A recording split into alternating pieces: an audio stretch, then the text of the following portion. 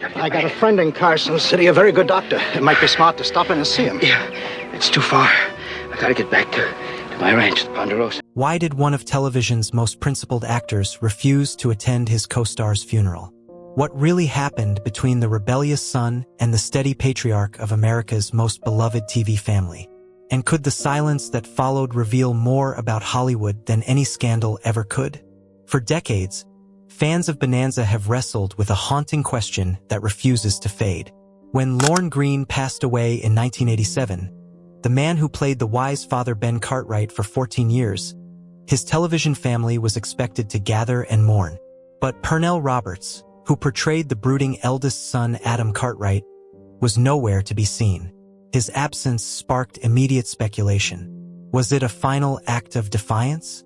A statement about a relationship that had soured behind the cameras? Or was something else at play, something the public never understood?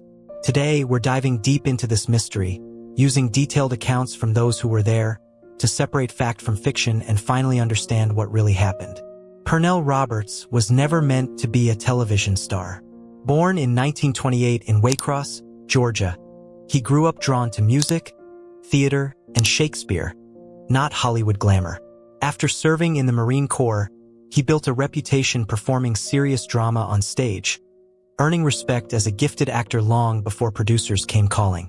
When television found him, he was reluctant. The producers of Bonanza needed a strong, intelligent presence, and Roberts agreed to play Adam Cartwright despite his doubts about TV's formulaic storytelling. According to the source material, he brought quiet power and measured performance to the role, helping balance the show's lighter elements. Audiences loved him, but as Bonanza grew more popular, Roberts grew more frustrated. He openly criticized scripts he felt were shallow, constantly pushing for more realism and emotional depth.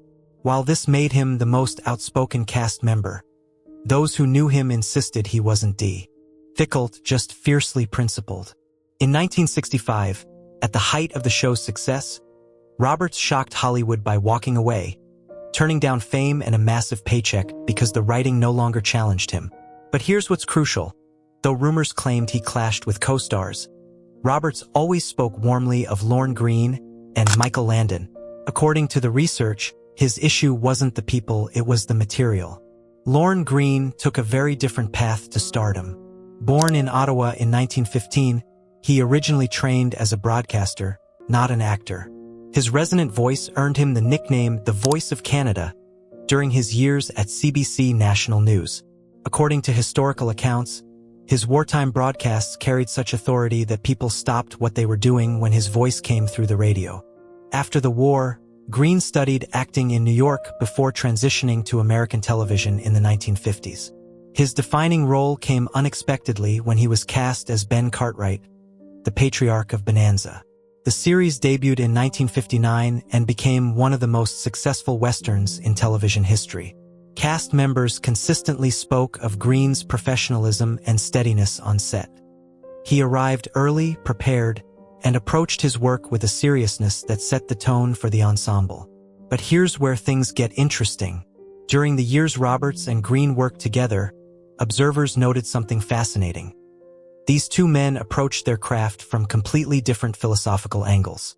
Greene believed in delivering the material gracefully and professionally. Roberts frequently challenged it, hoping to push episodes toward deeper moral or psychological territory.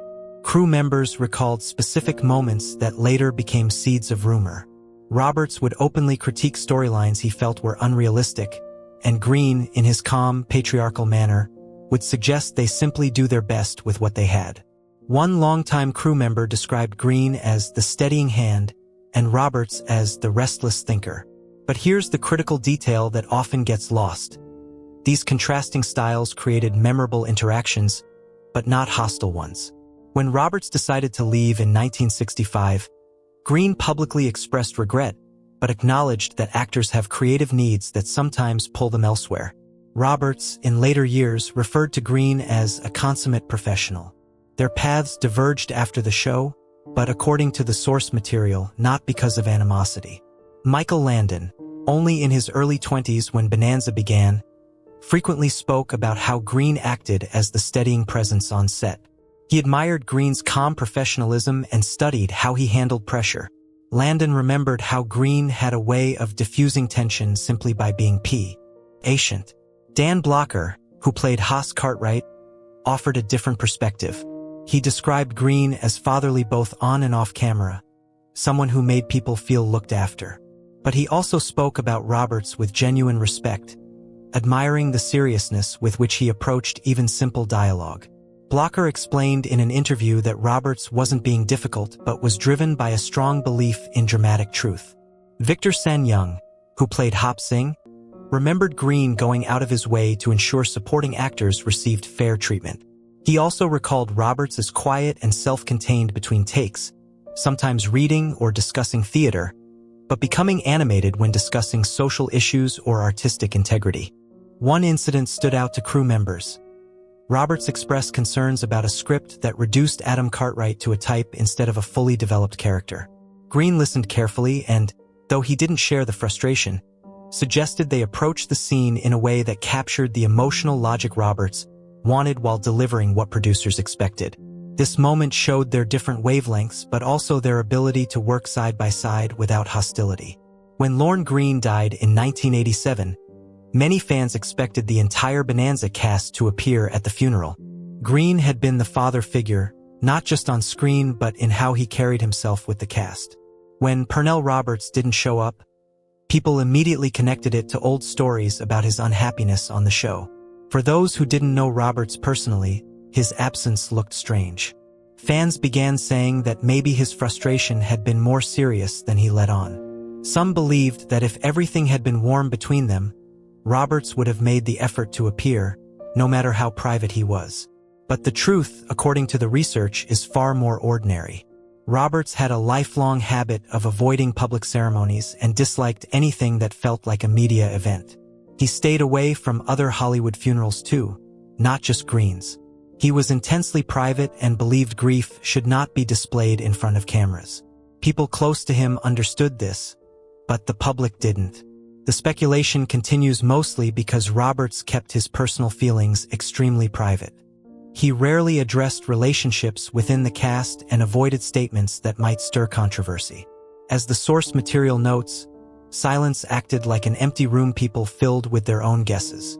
Roberts's absence from Greene's funeral didn't prove old rumors, but it made them easier to believe. His choice reflected his lifelong discomfort with public ceremonies, particularly those with heavy media presence, rather than personal resentment. Those who knew him emphasized that he preferred to grieve quietly and avoid events that risked becoming press spectacles. Greene himself, during his lifetime, never spoke ill of Roberts.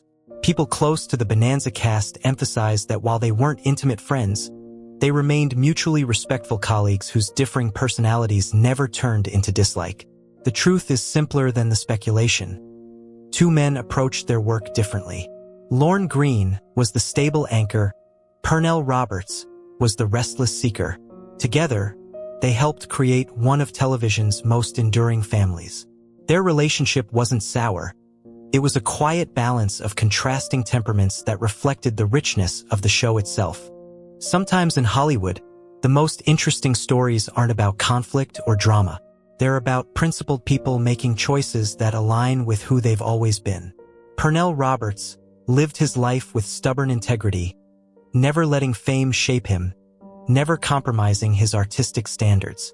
His absence from a funeral wasn't a statement about Lorne Greene. It was simply another choice made by a man who spent his entire life refusing to play by Hollywood's rules.